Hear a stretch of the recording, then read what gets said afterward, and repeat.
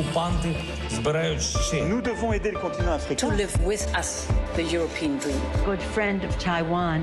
Europe 1, bonjour. Votre revue de presse internationale sur Europe 1, nous sommes en Algérie ce matin. Bonjour Nour Chahine.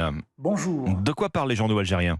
Eh bien, l'actualité autour de la mort de Naël qui s'invite dans les journaux algériens. Le jeune indépendant, par exemple, le titre « Alger met Paris devant ses responsabilités face à la montée du racisme ».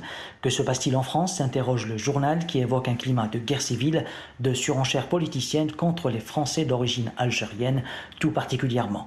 Pour sa part, le quotidien L'Expression nous informe que l'Algérie suit avec une très grande attention l'affaire de l'assassinat du jeune Français d'origine algérienne. Dans un communiqué diffusé dans la presse, le ministère algérien des Affaires étrangères et la communauté nationale à l'étranger assurent avoir appris avec choc et consternation la disparition tragique du jeune Naël.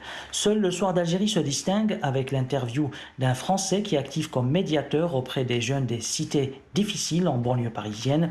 Une phrase de ce bénévole est reprise en guise de sous-titre « Allez chercher vos enfants, leur place est auprès de chez vous ». Nous sommes maintenant en Irlande avec vous, Laura Taouchanoff. Les gros titres de la presse irlandaise. Eh bien, on a ce titre en une de l'Irish Times, 200 000 vaches abattues en échange d'engagements climatiques respectés. Le secteur agricole est en effet responsable de près de 40% des émissions de gaz à effet de serre. C'est ce que précise le journal, notamment à cause du méthane relâché par ces animaux.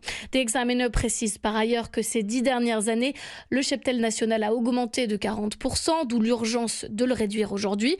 Pour 200 000 vaches tuées, ce sera près d'une tonne de CO2 en moins. Alors du côté des agriculteurs interviewés par l'Irish Times, les réactions sont vives. Ils s'inquiètent pour les 55 000 emplois menacés par cet abattage et les associations de défense des animaux, quant à elles, se disent choquées. Pourquoi ne pas plutôt devenir végétarien, tout simplement ? Nous sommes enfin en Israël avec vous, Ariane Ménage. De quoi parlent les journaux israéliens ?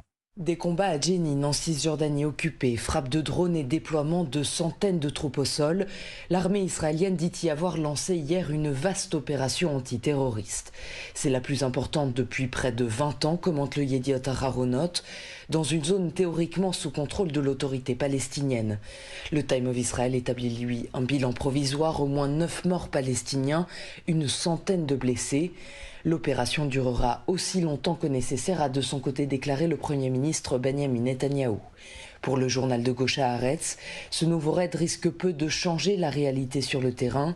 Il est surtout un message envoyé aux colons israéliens, base électorale importante du gouvernement actuel.